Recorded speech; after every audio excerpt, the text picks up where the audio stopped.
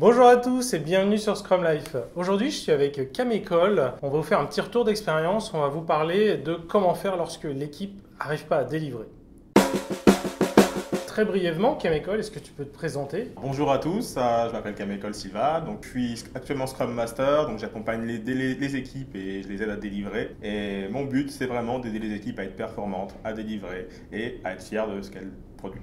Alors, merci Camecol. On entend quoi par une équipe qui délivre pas? Il y a pas mal d'équipes dans lesquelles je suis intervenu qui ont vraiment du mal en fait à passer les stories en done, qui ont du mal aussi en fait à essayer de trouver un workflow qui est assez fluide, qui respecte en fait les principes du Scrum et qui permettent en fait de délivrer assez rapidement. Je vais prendre un exemple d'une équipe qui en fait a du mal en fait à passer ses stories en done et fait végéter ses stories en fait dans des cases test QA, revue PO. Et concrètement, ça donne quoi? C'est la vélocité, elle est à plat? Ou au contraire, elle est complètement... Mais en tout cas, elle est pas ouf, la vélocité? La vélocité, elle est nulle. C'est bien ce qu'on dit, elle ne délivre pas. Donc. Exactement. Okay. Donc on est vraiment dans le sujet, l'équipe ne délivre pas. Et le gros problème, en fait, c'est que l'équipe produit. Et c'est ça qui est vraiment frustrant, c'est que l'équipe produit, développe, mais ne délivre pas. Ne lance pas en production, ne met pas dans une catégorie qu'on pourrait mettre à release, donc prêt à être mis en production. Et le problème, c'est que dans ces cas-là, on a vraiment du mal à valoriser le travail qui a été fourni par les développeurs et du coup, ça crée énormément de frustration dans l'équipe et aussi au niveau du top management qui a l'impression que l'équipe ne délivre pas, ne fait rien et se tourne les pouces. Du coup, tout s'entraîne en boucle et se réamplifie. Exactement. Moi, il y a une question qui me brûle les lèvres. Est-ce qu'il y a un definition of done? Il n'y avait pas de definition of done et le DOR était assez bancal. Et c'est vraiment cette situation-là qui crée ce flou, qui a amené ces problèmes-là de delivery. En fait, parce que l'équipe, comme je disais précédemment, produisait des choses. On avait des stories quand même qui étaient partiellement terminées, mais pas testées. Ou justement, on avait un flottement où qui est testé, comment est-ce qu'on est testé, quel est le périmètre de test. Donc, tant que ces questions-là n'ont pas été tranchées, discutées et que la DOD que tu introduis tellement bien n'a pas été formalisée, on a vraiment du mal à se dire ok, notre story est vraiment done et va vraiment apporter de la valeur aux utilisateurs. Mais pour ce faire, on a dû travailler sur la DOD, mais aussi sur la DOR. Definition of ready. Exactement. Parce que si je puis me permettre, l'équipe est plutôt jeune. Enfin, Tout à les fait. développeurs non, mais la formation de l'équipe est très récente. Tout à fait. Donc ça s'explique au moins en partie. Mais effectivement, très clairement, c'est quoi la vélocité si on ne sait pas le début à la fin? Exactement. L'équipe n'avait aucun moyen de se projeter. Elle n'avait pas de DOR, pas de DOT, pas de burn down chart. Donc elle n'avait pas de métriques pour pouvoir en fait voir où est-ce qu'ils étaient. C'est vraiment typiquement la phase de brouillard que j'aime bien décrire, la phase de brouillard où on ne sait pas trop où on y va à tâtons, on sait qu'il faut avancer mais on ne sait pas trop dans quelle direction. Mais il faut avancer pour dire qu'on avance. Du coup, est-ce que tu peux me résumer dans cette équipe ce que toi ou ce que l'équipe collectivement a mis en place et est-ce que ça a marché? Du coup, c'était quoi les résultats et puis sous quel délai? On s'est tous mis d'accord avec l'équipe parce que c'est vraiment un travail collectif. Je ne suis pas le bon samaritain qui vient et qui impose des choses, mais c'est l'équipe qui vient et je leur explique en fait la valeur ajoutée d'une DOR claire.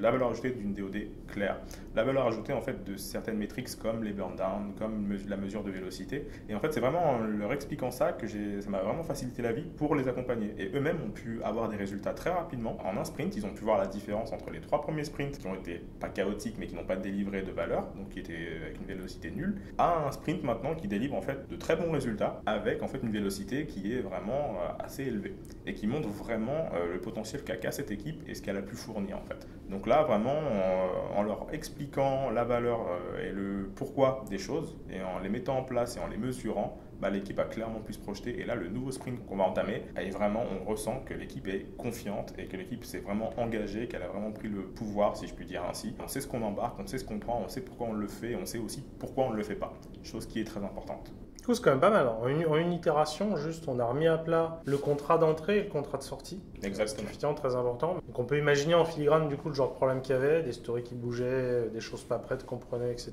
Là, en disant très clairement ce qu'on prend et ce qu'on livre, et en mettant bien en avant comment on mesure. Du coup, forcément, on va l'améliorer puisqu'on le mesure et qu'on le sait et qu'on est conscient. Plus l'accompagnement du Scrum Master au quotidien. Déjà, en un sprint, rien à voir. Moi, ma volonté, c'est de montrer aux équipes très vite qu'elles ont le potentiel, qu'elles peuvent faire les choses et que l'action peut se passer au sein du groupe sans vraiment passer par X ou Y. Là, à partir du moment où l'équipe met en place certaines pratiques et qu'elle voit les résultats d'elle-même, on n'a pas besoin de 2-3 sprints pour généralement changer. Ouais, c'est cool, hein. Alors, il me semble qu'il y a aussi un autre sujet, au-delà du DOD, du DOR, de bien mesurer la vélocité, le burn down, etc. C'est le découpage. Le fameux découpage. Alors oui, alors c'est surtout grâce à ce découpage qu'on a pu avoir les résultats qu'on a. Parce qu'un bon découpage implique la bonne connaissance de la feature qu'on va développer. Donc ça implique le fait qu'on aille en profondeur dans les sujets, qu'on puisse savoir quels sont les différents impacts avec les différentes structures de la boîte, les différentes entités. Et à partir du moment où on a conscience de ça et que les équipes ont conscience en fait du périmètre, du scope, elles peuvent se dire, ok, bon bah dans cette feature-là, par exemple, je peux découper de telle manière et on peut aussi faire le tri. Et c'est ce qui permet aussi aux équipes de se dire, qu'est-ce qui est important et qu'est-ce qui ne l'est pas. Et ça aide vraiment les PO à faire leur affinage, leur découpage, et ça aide aussi les équipes à découper en fait en tâches. Et à partir du moment où tout ce petit monde a cette capacité et opère de cette manière-là, alors là, on a les deux pieds directement dans le bon change, si je puis dire ainsi. Parce que là, on sait déjà ce qu'on embarque, ce qu'on prend, et c'est beaucoup plus simple pour les équipes de pouvoir s'engager sur quelque chose qu'elles maîtrisent que de s'engager sur quelque chose qui est encore flou. D'où, encore une fois, on rebondit sur un bon DOR, une bonne DOD et un bon découpage. Ce que tu décris, c'est le backlog grooming ou backlog refinement, clairement. Comment on doit le mener, qu'est-ce qu'on en ressort. Et effectivement, le DOR et le DOD, surtout le DOD, font carrément écho. Est-ce qu'on va pouvoir le terminer? Est-ce qu'on a ce qu'il nous faut, etc. Très clairement. Après, il y a aussi un point finalement que tu n'as pas détaillé, qui est simplement, quand la story est trop grosse, c'est normal aussi qu'on ne termine pas dans le sprint. Je pense qu'il y avait ce travers-là aussi. Exactement.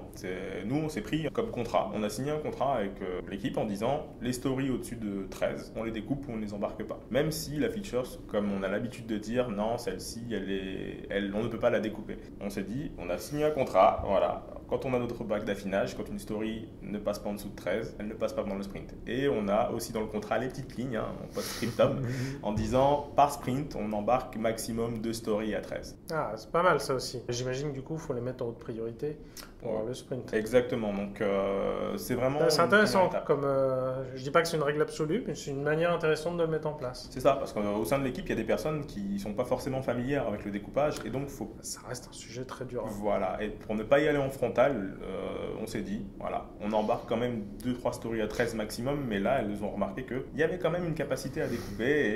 Et du coup, quand vous avez des stories comme ça qui sont plus grosses, qu'on se dit qu'il faut les découper, mais qu'on n'y arrive pas, qu'on voit pas comment faire, il se passe quoi? Du coup, non, on se force et finalement on trouve une manière de faire.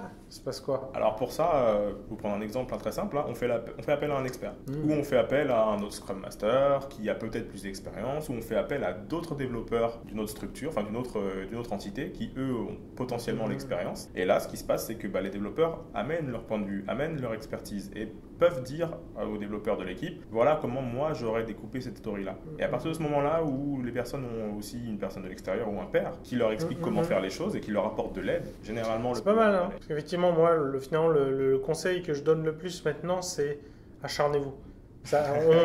On arrive trop facilement sur la facilité de se dire c'est pas possible.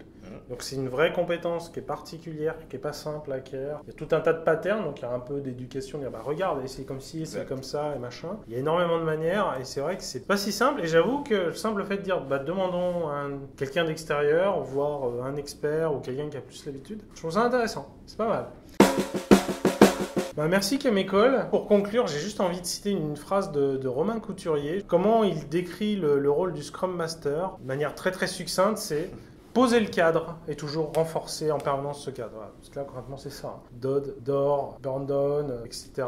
On n'est vraiment que sur le cadre. Encore merci Camécole. Merci à toi JP. On espère que cet épisode vous a plu. On vous dit à la semaine prochaine. Vous êtes nos plus grands fans. Ciao, ciao. Bonjour à tous et bienvenue sur Scrum Life. Aujourd'hui, je suis avec... je sais pas, moi, je vais dire d'autres familles.